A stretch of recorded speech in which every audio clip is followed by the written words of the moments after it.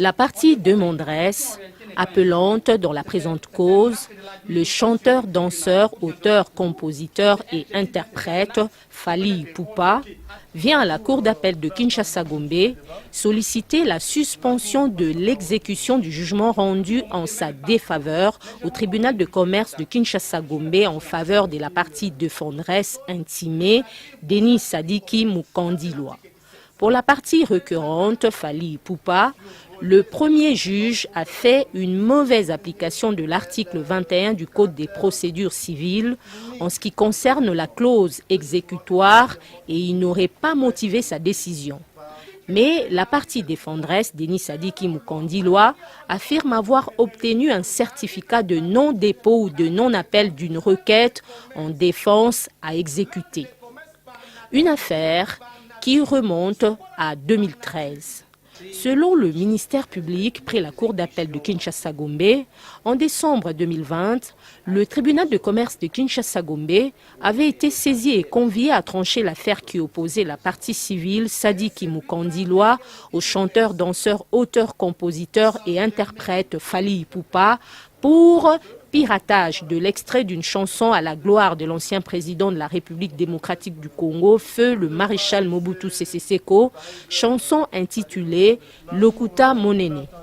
Selon le parquet près la cour d'appel de Kinshasa-Gombe, un des titres de l'album Power du chanteur, danseur, auteur, compositeur et interprète Fally Ipupa, sorti en 2013, reprend un refrain de la chanson Lokuta Monene dont Sadiki Mukandiloa Denis en serait plutôt l'auteur-compositeur. À l'audience de ce jour, les avocats de la partie défenderesse, Fally Ipupa, affirment que le jugement qui a été rendu en défaveur de leur client au tribunal de commerce de Kinshasa-Gombe serait une œuvre inique.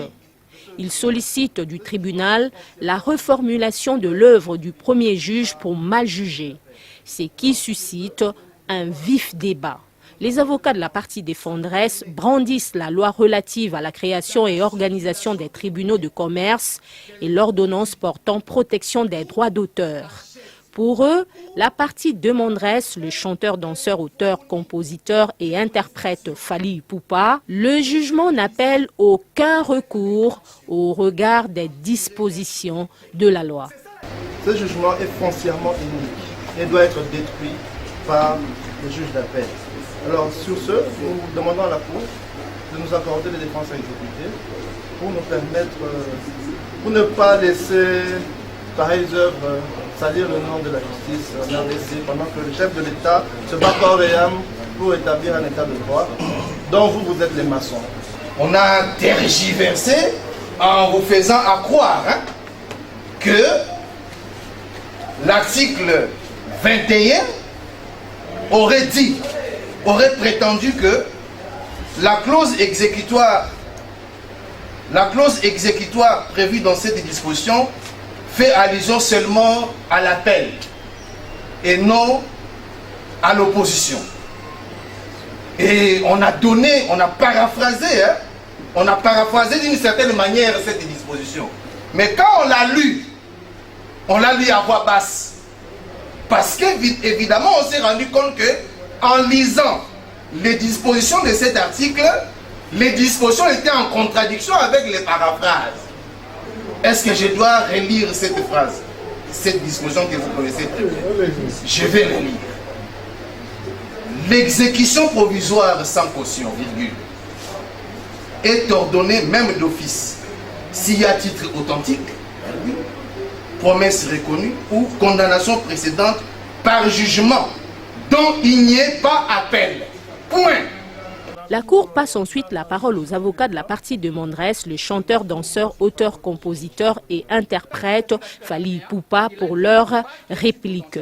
Pour eux, l'œuvre du premier juge n'explique nulle part les motivations des dispositions de la clause exécutoire du Code de procédure civile et son verdict prive la partie demanderesse toute voie de recours. Les avocats de la partie demanderesse affirment que tous les titres ne sont pas authentiques et ils évoquent le principe de l'immuabilité, de l'invariabilité et de la constance des noms, car pour eux, dans le jugement rendu et les certificats exposent deux noms différents.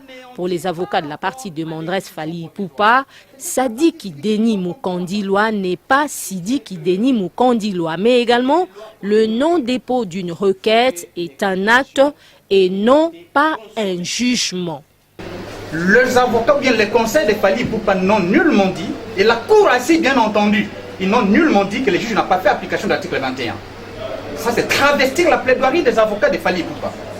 Les conseils de Fally Ipupa ont dit ceci. Il a fait application de l'article 21, c'est-à-dire le juge a fait application de l'article 21, mais non seulement il n'a pas motivé pourquoi il a fait application de cela, mais il ne dit pas sur base de quoi il a fait assortir ça de la clause est exécutoire. Il ne dit nulle part, l'œuvre là. La partie Fally Ipupa vous dit ceci. Apparemment la plaidoirie de Sidiki a évolué comme l'Uroboros égyptien. C'est le serpent qui s'est mordu lui-même sa queue.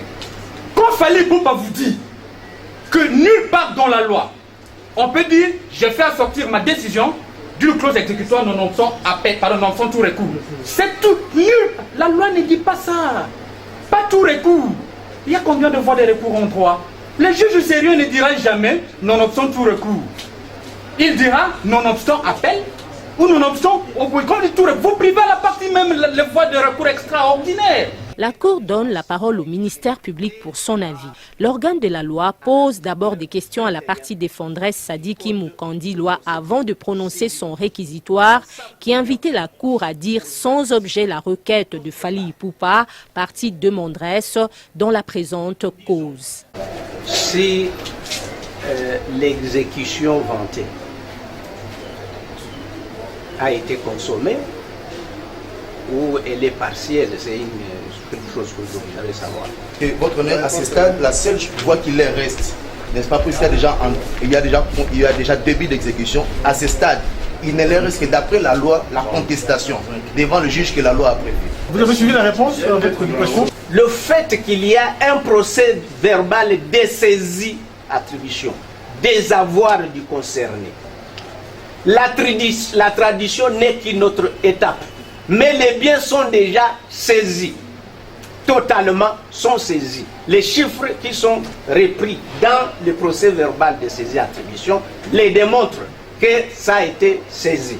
Et que donc, s'il s'agit de contester cela, c'est une autre procédure.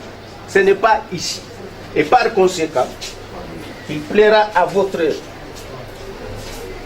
tribunal, pardon, à votre cour. Je voulais dire quelque chose d'ailleurs à ce sujet, là où j'ai l'habitude de noter. L'exécution du jugement attaqué ne doit pas avoir déjà été consommée en totalité au moment où la juridiction saisie en défense a exécuté statut. Mais ici, l'exécution a déjà eu lieu. Les avoirs sont déjà saisis. Ce ne sont plus les avoirs de Fally Ipupa. C'est déjà saisi. C'est au niveau peut-être de l'appel qu'on va voir cette histoire-là. Mais la saisie est déjà consommée. Et donc, il plaira à votre cour de déclarer sans objet les défenses, la requête en défense et à exécuter et renvoyer cette affaire en prosécution pour une audience où les parties aborderont les fonds. Je dis et je vous remercie. Après avoir entendu toutes les parties et l'avis du ministère public, la Cour clôt les débats, prend la cause en délibéré pour se prononcer dans le délai légal.